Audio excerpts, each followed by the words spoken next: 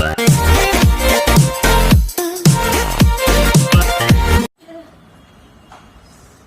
the year passed. इस तरह क्या होता है, सालों गुजर जाते हैं. The village become a small town. अब जो उनका जो छोटा सा गांव था एक छोटे से कस्बे में बदल जाता है. The little primary school became a high school. छोटा सा प्राइमरी स्कूल जो पहले कभी खुला था वो अब हाई स्कूल में बदल जाता है. There were now a cinema under a tin shed. अब उनके गांव में और क्या होता है, एक टीन शेड के नीचे एक सिनेमा भी, पिक्चर हॉल भी खुल जाता है. एंड अ कॉटन गिनिंग मिल. और एक जो कच्चा रुई निकालने वाली मशीन होती है, मिल होती है, वो भी लग जाती है. The mail train began to stop at their railway station. और मेल ट्रेन यानी वो रेलगाड़ियां जो डाक लाती थी, खत लाती थी, अब वो उनके गांव से होकर जाती थी मगर रुकती नहीं थी. अब उनके गांव में जो रेलवे स्टेशन पड़ता था वो उस पर भी रुकने लगी थी. One night after dinner Ramlal said to his wife, then shall I accept Bishambar's proposal. एक रात क्या होता है कि जब रात में खाना खा रहे होते हैं तो रामलाल अपनी पत्नी से कहता है कि हमें क्या बिशंबर का प्रपोजल एक्सेप्ट, स्वीकार कर लेना चाहिए. अब बिशंबर कौन है ये जानते हैं. Yes certainly his wife said. उसकी पत्नी ने कहा कि हाँ, हमें बिशंबर का प्रपोजल निश्चित ही एक्सेप्ट कर लेना चाहिए. Bholi will be lucky to get such a well to do bridegroom. Bridegroom means होता है दूल्हा. यानी बिशंबर कौन था जिससे उसके पेरेंट्स भोली की शादी कराना चाह रहे थे. तो इस पर उसकी जो पत्नी कहती है, वो कहती है कि भोली बहुत ज्यादा लकी होगी अगर उसे इस तरह का इतना अच्छा खासा दूल्हा मिलेगा जिसके पास क्या है, a big shop, a house of his own, and I hear several thousand in the bank. और वो कहती है कि देखो बिशंबर जो है उसके पास एक दुकान भी है, अपना घर भी है, और यहाँ तक कि मैंने सुना है कि उसके पास बैंक में भी काफी पैसा है. Moreover he is not asking any dowry. और जबकि क्या है, वो ये साथ साथ ये कहती है कि वो हमसे कोई दहेज की मांग भी नहीं कर रहा है. That's right but he is not so young. अब बिशंबर कहता है कि ठीक है, तुम बिल्कुल सही कह रही हो, लेकिन बिशंबर जो है वो बहुत ज्यादा जवान नहीं है. You know almost the same age as I me am. तो अब बिशंबर बताता है कि रामलाल बताता है बिशंबर कितनी एज का है, कि तुम जानती हो बिशंबर लगभग मेरी उम्र का है. तो एंड ही आल्सो लिम्स. और लिम्स कहते हैं जो एक टांग से चल नहीं सकता, यानी लंगड़ा, और वो साथ ही साथ लंगड़ा भी है. इट मीन्स बिशंबर जो था वो भोली के पिता की एज का था और पैर से लंगड़ा भी था. Moreover the children from the first wife are quite grown up. और क्या कमी थी उसमें, देखो उसके जो बिशंबर के जो बच्चे थे, रामलाल बताता है कि वो भी काफी बड़े हो चुके हैं, यानी वो एक बूढ़ा इंसान था जिसके साथ वो भोली की शादी कराना चाहे. So what it is does it matter, his wife replied. उसकी पत्नी ने कहा तो क्या हुआ अगर वो बूढ़ा है और एक टांग से चल नहीं सकता है. 45 और 50 यानी 50 और 45 उम्र जो होती है जेंट्स की, वो उसके लिए कोई मायने नहीं रखती थी, कि वो कोई ज्यादा नहीं है. ऐसा कहकर भोली की माँ ने अपनी स्वीकृति दे दी. It is no great age for a man. यानी जो 40 और 50 की एज है वो आदमी के लिए कोई ज्यादा बड़ी एज नहीं है. We are lucky that he is from another village and does not know about her pock marks and her lack of sense. और वो कहती है कि हम बहुत ज्यादा लकी हैं कि जो बिशंबर है, बिशंबर नाथ जो है वो दूसरे गांव से बिलोंग करता है, दूसरे गांव का रहने वाला है, और वो ये नहीं जानता कि भोली के चेहरे पर पोक मार्क्स है और उसमें यानी दिमाग भी थोड़ा कम है. If we don't accept this proposal she may remain unmarried all her life. और वो कहती है कि अगर हम बिशंबर के इस प्रपोजल को ठुकरा देते हैं, अस्वीकार कर लेते हैं, तो वो शायद ही मतलब भोली के लिए चिंतित होती है कि भोली हमेशा अनमेरिड कुंवारी रहेगी, शायद जीवन में उसकी शादी नहीं हो पाएगी. Yes but I wonder what भोली विल से. रामलाल कहता है हाँ ठीक है, लेकिन मैं ये सोचता हूँ कि भोली क्या कहेगी. What will that witless one से, शी इज लाइक अ जब काउ। अब उसकी माँ कहती है अरे वो क्या कहेगी, वो तो एक गूंगी गाय है। Maybe you are right muttered Ramlal. Ramlal ने कहा हाँ तुम सही कह रही हो, क्योंकि उसमें दिमाग भी नहीं है और ज्यादा बोलती मतलब कहती नहीं है, सीधी सादी है, तो वो एक गूंगी गाय की तरह है, वो इसमें कुछ नहीं कहेगी। In the other corner of the courtyards Bholi lay awake on her cot listening to her parents whispers conversation. अब क्या था, दूसरे कर्टियार्ड्स के बाहर आंगन में ना एक कोने में भोली एक चारपाई पर लेटी हुई थी और वो सो रही थी, सो नहीं रही थी लेकिन वो जगी हुई थी और अपने माता पिता की जो कन्वर्सेशन है, वो जो बात धीरे धीरे बातचीत कर रहे थे, उस सबको सुन रही थी। December Nath well to do grocer. He came with a big party of friends and relations with him for the wedding. अब शादी का दिन आ जाता है और विशंबर नाथ जो होता है एक बहुत अच्छा खासा अमीर इंसान था, अमीर ग्रोसर था, तो वो अपने साथ जब वो जो बारात लाता है उसमें एक बिग पार्टी, यानी उसके बहुत सारे फ्रेंड्स होते हैं, दोस्त होते हैं, उसके रिश्तेदार होते हैं, वो शादी के लिए बहुत सारी बारात लेकर आता है। A brass band playing a popular tune from an Indian film. He did the procession. यानी क्या था, जब बारात आ रही थी विशंबरनाथ की तो उसके साथ एक ब्रास बैंड जो है बैंड बाजा बज रहा था, उसमें भारतीय फिल्म के गीत बज रहे थे।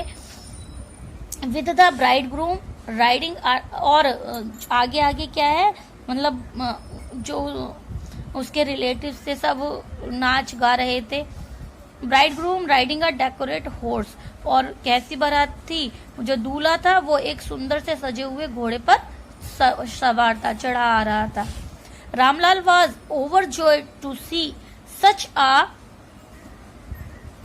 Pomp and splendour. रामलाल जो था ये देखकर बहुत ज्यादा ओवरजॉयड यानी हैप्पी, खुश हो रहा था कि इतनी शानदार बारात उसकी बेटी के लिए आई है। He had never dreamed that his fourth daughter would have such a grand wedding. क्योंकि उसने कभी भी ये कल्पना नहीं की थी, ये सपने में भी नहीं सोचा था कि जो उसकी चौथी बेटी यानी भोली है, सीधी सादी सी है, कम दिमाग वाली है, उसकी शादी जो है इतने ग्रैंड लेवल की इतनी बड़ी शादी होगी।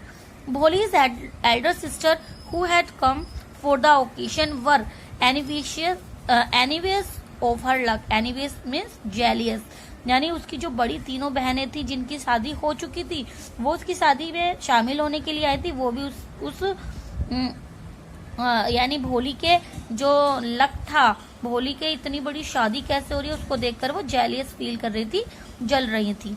When the auspicious moment came, the priest said, "Bring the bride." अब वो एक auspicious में शुभ टाइम, वो शुभ घड़ी आ जाती है जब पंडित पुजारी कहता है कि दुल्हन को लेकर आओ।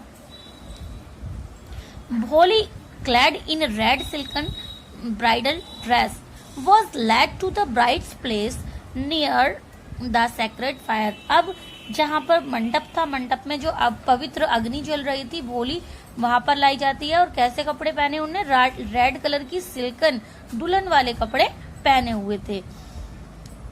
Garland the bride, one of his friends prompted Bishambarnath. Bishambarnath के एक दोस्त ने कहा कि चलो अब दुल्हन को माला पहनाओ।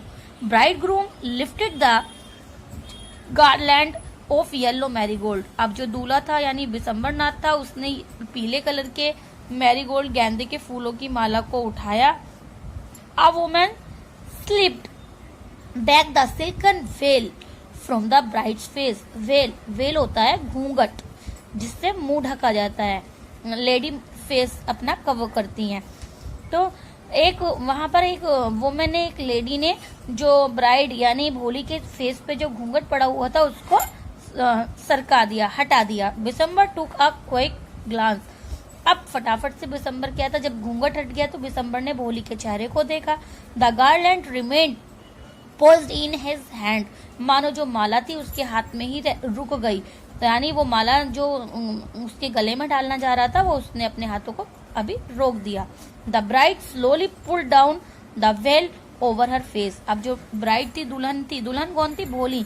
भोली ने दोबारा से घूंघट को सरकाया और अपना फेस कवर कर लिया, ढक लिया। Have you seen her said Bisambar to the friend next to him. अब बिसम्बर ने के पास एक जो उसका दोस्त खड़ा हुआ था, उससे बिसम्बर ने कहा, क्या तुमने उसके चेहरे को देखा? शी हैज पोक मार्क्स ऑन हर फेस। उसके चेहरे पर पोक्स मार्क्स है, यानी माता के निशान है। So what, you are not young either. लेकिन उसके दोस्त ने कहा, तो क्या हुआ अगर उसके चेहरे पर निशान है? तुम भी तो कोई नौजवान नहीं हो, तुम भी तो बूढ़े ही हो। मे बी, हो सकता है ना, शायद है। But if I am to marry her father must give me 5000 rupee. लेकिन अब वो एक कंडीशन रख देता है, शर्त रख देता है कि मैं भोली के साथ तभी शादी करूंगा जब उसके पिता मुझे दहेज में 5000 रुपए देंगे। Ramlal went and placed his turban his honour at Bisambar's feet. अब रामलाल इतनी बात को सुनकर घबरा जाता है और अपनी जो टर्बन यानी पगड़ी, सर पे ओढ़ने वाली, जिसे हम अपनी इज्जत कहते हैं, उसको बिसम्बर के सम्मान के लिए अपनी पगड़ी को बिसम्बर के पैरों में रख देता है कि भाई तुम मेरी बेटी से शादी कर लो। डोंट हेमलेट मी सो। तो अब इस पर बिसम्बर नाथ कहता है, तुम मुझे इस तरह से ह्यूमिलेट मत कीजिए, मुझे इस तरह से मत बहलाइए फुसलाइए, मैं ऐसा करने वाला नहीं हूँ। सॉरी। रामलाल कहता है कि हमारे साथ तुम ऐसा मत करो। टेक 2000 रुपी। और वो उसे कहता है कि आप 5000 नहीं, आप 2000 रुपए ले लीजिए। नो 5000 और वी गो बैक। तब अब बिसम्बर नाथ कहता है, नहीं, मुझे तो 5000 ही चाहिए, वरना तो मैं वापस जाता हूँ। Keep your daughter. और अपनी बेटी को तुम अपने पास रखो। Be a little considerate please. If you go back I can never show my face in the village. अब कुछ बिसम्बर नाथ घबरा जाता है, डरता है, कुछ देर रुकता है और फिर कहता है, उससे के आगे गिड़गिड़ाता है और कहता है कि अगर आप वापस बारात लेकर चले जाओगे तो मैं गांव वालों को अपना क्या मुंह दिखाऊंगा, मेरी इज्जत तो मिट्टी में मिल जाएगी। Then cut with 5000। तो अब बिसम्बर कहता है, तो फिर 5000 रुपए चाहिए मुझे, 5000 दो। Tear streaming over his face. अब रामलाल के पूरे फेस पर आंसू बह रहे थे, यानी रो रहा था वो कंटिन्यू। Ramlal went in. अब रामलाल अंदर गया। ओपन द सेफ, तिजोरी को खोला and counted out the notes. और नोट्स बाहर निकाले, यानी जब वो रोता रोता अंदर कमरे में जाता है, सेफ खोलता है और 5000 रुपए निकाल लेता है। He place the bundle at the bridegroom's feet. और वो 5000 रुपए का बंडल दूल्हे के पैरों में, यानी बिसम्बर नाथ के पैरों में रख देता है। On Bisambar's greedy face appears a triumphant smile। triumphant means विजय की, यानी अब जो बिसम्बर नाथ था उसके चेहरे पर स्माइल थी, खुशी थी। किस तरह की? ट्रायम्फ, विजय की, कि उसने कोई जीत, बहुत बड़ी जीत हासिल कर ली हो। He had gambles and phone, यानी उसे ऐसा लग रहा था, वो बहुत ज्यादा खुश था, जैसे कि वो जीत गया है, उसने बहुत बड़ी खुशी हासिल कर ली है। Give me the garland he announce. अब उसने अनाउंस किया कि लाओ, मुझे माला लाओ, अब मैं दुल्हन को यानी भोली को माला पहनाऊंगा। Once again the veil was slipped back from the bride's face. अब पहले एक बार भोली का जो घूंघट था वो हट चुका था, अब दोबारा से भोली के यानी दुल्हन के चेहरे से घूंघट हटता है। But this time her eyes were not downcast. लेकिन क्या था, इस बार उसकी आंखें झुकी हुई नहीं थी, शर्मिंदगी से नीचे नहीं झुका रखी थी। अब भोली बिल्कुल मतलब अकड़ में थी। शी वॉज लुकिंग अप, वो ऊपर देख रही थी। Looking straight at her prospective husband. जो उसका प्रोस्पेक्टिव मीन्स इन फ्यूचर, यानी फ्यूचर में जो उसका हस्बैंड, उसका पति बनने वाला था, वो उसको कड़ी गुस्से वाली नजरों से देख रही थी। And in her eyes there was neither anger nor hate, only cold contempt. यानी ना ही तो उसकी आंखों में गुस्सा था, ना ही कोई नफरत थी, बस एक क्या था, नफरत भरी आंखों से वो उसे देख रही। Bisambar raise the garland to the place it round the bride's neck. अब बिसम्बर ने क्या किया के दुल्हन के गले में वरमाला डालने के लिए अपने हाथों को ऊपर उठाया, माला को ऊपर उठाया। But before he could do so, लेकिन इससे पहले कि बिशंबर उसके गले में माला डाल पाता, Bholi's hand struck out like a streak of lightning and the garland was flung into the fire. जैसे ही वो माला डालने वाला था, भोली ने अपने हाथों को ऊपर उठे उसके हाथ, और उसने बिजली की तरह मतलब एकदम तेजी से अपने हाथों को इस तरह से घुमाया कि जो माला थी वो फ्लंग उछलती हुई आग में जा गिरी। She got up and threw away the veil. अब वो बिल्कुल खड़ी हो गई और अब उसने अपने घूंघट को भी बिल्कुल उतार दिया था। अब क्या कहती है भोली, आगे देखो। पिताजी सेड भोली इन अ क्लियर वॉइस। भोली जो हकलाती थी अब वो बिल्कुल नहीं हकलाई थी, बिल्कुल नहीं रुकी थी, और एकदम से कहती है पिताजी। And her father, mother, sister, brother, relation and neighbours were startled to hear her speak without even a slight stammer. यानी स्टार्टल्ड में शॉक हो जाना, सरप्राइज हो जाना।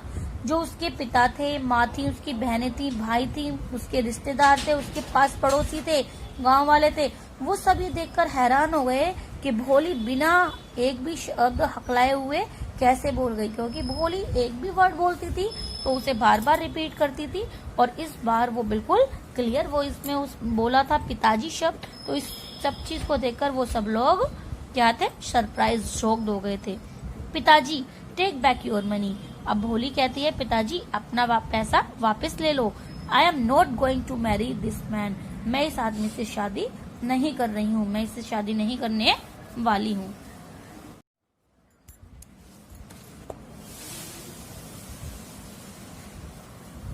Ramlal was thunderstruck.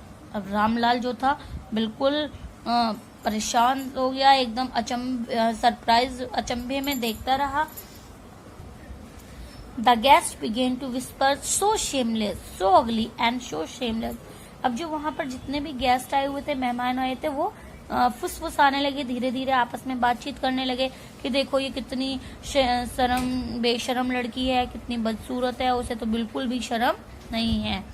भोली are you crazy, shouted Ramlal. अब रामलाल चिल्लाने लगा कि भोली क्या तुम पागल हो गई हो? You want to disgrace your family. क्या डिस्ग्रेस में शर्मिंदगी में दिलाना, कि क्या तुम अपने परिवार को शर्मिंदा करना चाहती हो? Have some regard for your our इज्जत।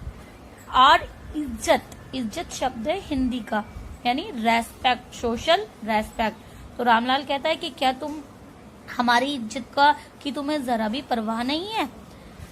For the sake of your इज्जत सैड भोली। भोली ने कहा पिताजी आपकी इज्जत के लिए ही तो I was willing to marry this lame old man. कि पिताजी तुम्हारी इज्जत का ही तो मुझे ख्याल था, तभी तो मैं इस बूढ़े और इस लंगड़े आदमी से शादी करने के लिए तैयार हो गई थी। But I will not have such a mean, greedy and contemptible coward as my husband. अब देखो, कंटेम्प्टेबल मीन होता है हेटफुल, जिससे हम नफरत करते हैं, और कॉर्ड मीन होता है बुज़दिल। वो कहती है भोली, लेकिन इतने लालची, इतने बेशरम, इतने बदतमीज और इतने मतलब बुज़दिल इंसान से को मैं अपने पति के रूप में स्वीकार नहीं कर सकती, मैं इसे अपना पति नहीं मानूंगी। आई वुडंट, यानी मैं इसके साथ शादी बिल्कुल भी नहीं करूंगी। What a shameless girl. We all thought she was a harmless dumb cow. अब सब क्या कहने लगते हैं कि देखो कितनी शेमलेस, कितनी बेशरम लड़की है। हमने तो सोचा था कि भाई ये एक गूंगी गाय है जो कभी किसी को परेशान नहीं करेगी, यानी किसी का कभी बुरा, किसी के साथ ऐसा कुछ गलत नहीं करेगी, ये तो सीधी सादी लड़की है। सब लोग आपस में इस तरह की बातें करने लगे। Bholi turn violently and on the old woman. Yes auntie, you are right. अब भोली क्या था, वायलेंटली मीन्स एंग्रीली, भोली को बहुत गुस्सा आया और वो एक औरत की तरफ मुड़ी और बोला, हाँ आंटी, यस आंटी, आप बिल्कुल सही कह रही थी। You all thought I was a dumb driven cow. हाँ, that's why you wanted to hand me over to the heartless creature. हाँ आंटी, आप बिल्कुल सही कह रही थी कि मैं एक ऐसी गूंगी गाय हूँ जिसे आप इस हार्टलेस क्रिएचर यानी इस हृदयहीन, इस बुज़दिल इंसान, बदतमीज इंसान के साथ मुझे मेरी शादी करने वाले थे, मुझे बांधने वाले थे। But now the lame cow at stammering fool is speaking, do you want to hear more. लेकिन अब ये जो गूंगी गाय है ना, ये बोल सकती है। अब ये हकलाने वाली वो लड़की नहीं है, वो मूर्ख नहीं है। अब ये बोल रही है, क्या तुम और कुछ सुनना चाहोगी? यानी वो उसको कमेंट की तरह उससे बातें करती है गुस्से में। Bisambar Nath the grocer started to go back with his party. Bisambar Nath जो दूल्हा था वो अपनी बारात के साथ घर वापस जाता है, चला गया। The confused bandsmen thought this was the end of the ceremony and struck up a closing song. अब जो बैंडमैन थे, बाजा बजाने वाले थे, वो कंफ्यूज हो गए थे कि पता ये सोचकर कि शादी होगी नहीं होगी, क्या ये शादी खत्म हो गई है, और वो अपना गाने बजाना थोड़ा रोक देते हैं, बंद कर देते हैं। Ramlal stood rooted to the ground, his head bow low with the weight of grief and shame. Grief means दुख और शेम मीन्स शर्म।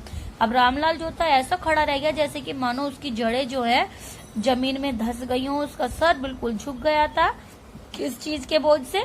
दुख और शर्म से उसका सर झुक गया था। The flame of the sacred fire slowly died down. धीरे धीरे अब बारात भी चली गई थी, सारे रिश्तेदार भी, सारे दोस्त भी जो थे धीरे धीरे करके सब वहां से जा चुके थे। अब जो उस पवित्र अग्नि की जो आग थी, लपटे थी, अब वो भी धीरे धीरे करके बुझने लगी थी और आग ठंडी पड़ने लगी थी। एवरीवन वाज गोन, हर कोई वहां से चला गया था। रामलाल टर्न टू भोली and said, but what about you. अब रामलाल भोली की तरफ घूमता है और कहता है, लेकिन अब तुम्हारा क्या होगा? No one will ever marry you now, अब तुमसे कोई भी शादी नहीं करेगा। What shall we do with you, अब हम तुम्हारा क्या करेंगे, तुम्हारी शादी नहीं हो पाएगी। And Sulekha said in a voice that was काम एंड स्टडी। लेकिन अब सुलेखा जो शांत स्वभाव में और दुख के साथ अपने पिता से शांत आवाज में बोलती, कहती है, डोंट यू वरी पिताजी आप बिल्कुल परेशान मत होइए। In your old age I will serve you and mother and I will teach in the same school where I learn so much. वो कहते हैं कि पिताजी मैं शादी नहीं करूंगी, लेकिन हाँ जब आप लोग बूढ़े हो जाओगे तो मैं आपका और माता जी का ख्याल करूंगी, उनकी सेवा करूंगी। और जिस स्कूल में मैंने इतनी शिक्षा प्राप्त मिली है, जिस स्कूल से मुझे इतना कॉन्फिडेंस मिला है कि आज मैं अपने लिए एक अहम स्टेप ले पाई हूँ, मैं उसी स्कूल में एक एज अ टीचर यानी पढ़ाने का काम करूंगी। Is not that right ma'am. और उसकी मैम जो है वो अपनी मैम से कहती है, क्या मैम मैं सही कह रही हूँ? अपनी टीचर से पूछती है। The teacher had all along stood in a corner watching the drama. उसकी जो टीचर थी जिन्होंने उसके अंदर इतना कॉन्फिडेंस क्रिएट किया था, वो उसकी शादी में आई हुई थी और एक कोने में खड़ी हुई थी और इस सब नाटक को, इस ड्रामा को देख रही थी कि कैसे भोली ने अपने लिए एक अहम स्टेप लिया। यस भोली ऑफ कोर्स शी रिप्लाइड। अब वो उत्तर देती है कि हाँ भोली तुम बिल्कुल ठीक कह रही हो, तुमने जो किया है बिल्कुल अच्छा किया है। And in her smiling eyes was the light of a deep satisfaction. और उनकी आंखों में जो एक चमक थी ना, वो एक ऐसे सेटिस्फेक्शन की, गहरे सेटिस्फेक्शन की थी, that an artist feel when contemplating the completions of her masterpiece.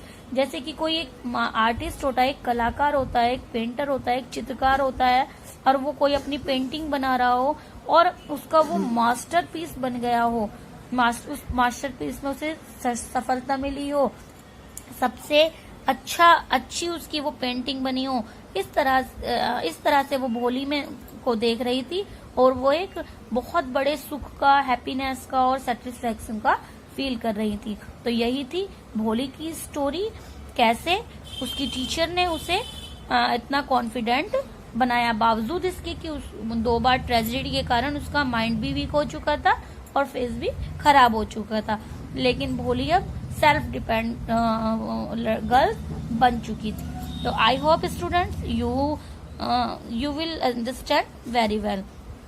Please like my video and comment also. Thank you.